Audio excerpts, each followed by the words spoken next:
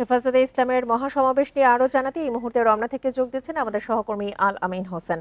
আল আমিন, হেফাজতে ইসলামের মহাসমাবেশ তো প্রায় শেষের পথে, এই মুহূর্তে কি অবস্থা সেখানে? বান্ডেল থাকলে প্রতি সেনমানিতে টাকা বাঁচবে। বিকাশ সেনমানি বান্ডেল কিনে জিতুন প্রতি লেনদেনে।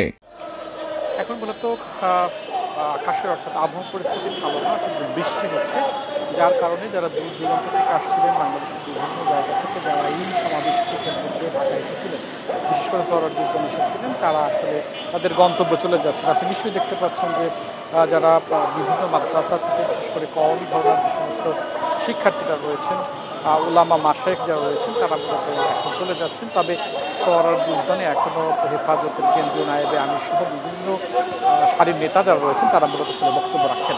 প্রথম দিকে এটি নারী সংস্কার কমিশনের সুপারিশ বাতিল সহ সমসাময়িক নানা ইস্যুতে তারা আসলে সেখানে কথা বলছেন। তারা যেটি বলেছেন যে কোরআন এবং সুন্নাহ ভিত্তিক কোনো আইন এই অন্তর্বর্তীকালীন সরকার যাতে না করতে পারে, সেই জন্য তার উপর একটি প্রসার চাপ তৈরি করা। তারা যে করিডোরের কথা বলা হয়েছে, অর্থাৎ টেকনাফে যে করিডোরের কথা বলা হয়েছে, হিউম্যান করিডোর, মানবিক করিডোর, বিশেষ করে রাখাইন প্রদেশের জন্য সেটা তীব্র বিরোধিতা করেছেন।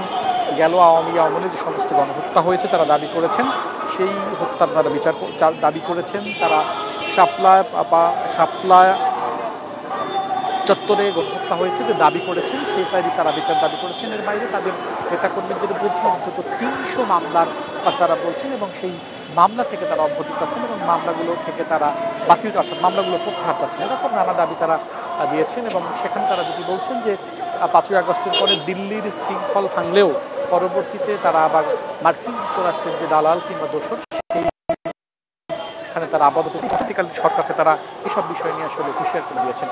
নারী সংস্কার কমিশন নিয়ে মূলত তাদের 4টি আপত্তি রয়েছে। প্রথমত হচ্ছে উত্তরাধিকার যে বিষয় যে সুপারিশ করা হয়েছে, অর্থাৎ নারী এবং পুরুষ সম্পত্তির ক্ষেত্রে সমানভাবে পাবেন, সেটিতে তারা প্রচণ্ড রকম আপত্তি দিয়েছেন। নারী যৌন কর্মীদের তথা শ্রমিকদের মর্যাদার যে দাবিটির কথা তারা বলা হয়েছে সুপারিশে, সেটিতে তারা তীব্র আপত্তি দিচ্ছেন। তারা সমগ্র কমিশনটাকে বাতিলের কথা বলেছেন, এবং নতুন করে নারী সংস্কার কমিশনের কথা যেটি সেটি তারা বলছেন। তারা কিন্তু বলছেন যে কোরআন সুন্নাহ ভিত্তিকের বাইরে আসলে তারা কোনো রকম কোনো আইন তারা মানবেন না। কেউ একজন মুফতি এনায়েতুল্লাহ আব্বাসী সাহেব, তিনি ব্লাসফেমি আইনের কথাও বলেছেন, শরিয়া মোতাবেক চলা, এরকম একটি ঘোষণাও তারা দিয়েছেন। তারা যেটি বলেছেন যে শাপলার গণহত্যার বিচার করতে হবে, পাশাপাশি বিডিআর বিদ্রোহে যে সমস্ত বিডিআর জওয়ানরা নিহত হয়েছেন, পাশাপাশি সেনা কর্মকর্তারা নিহত হয়েছেন, তার সুষ্ঠু তদন্ত এবং বিচার দাবি করেছেন। জুলাই আগস্টে তাদের দাবিতে যে গণহত্যা হয়েছে, সেই গণহত্যার তারা বিচার দাবি করেছেন।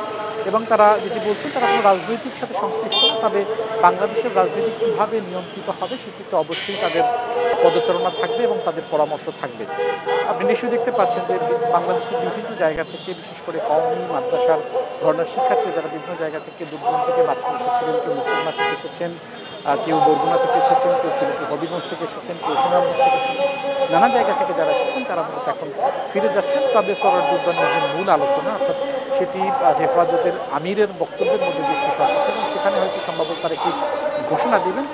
সেই ঘোষণার বিষয় তারা আসলে এখনও সেই ঘোষণাটি আসেনি। এখনও নায়েবে আমির পর্যায়ের যে সমস্ত নেতা রয়েছেন, সারি নেতা রয়েছেন, তারা মূলত বিভিন্ন বক্তৃতা বিবৃতি দিয়েছেন।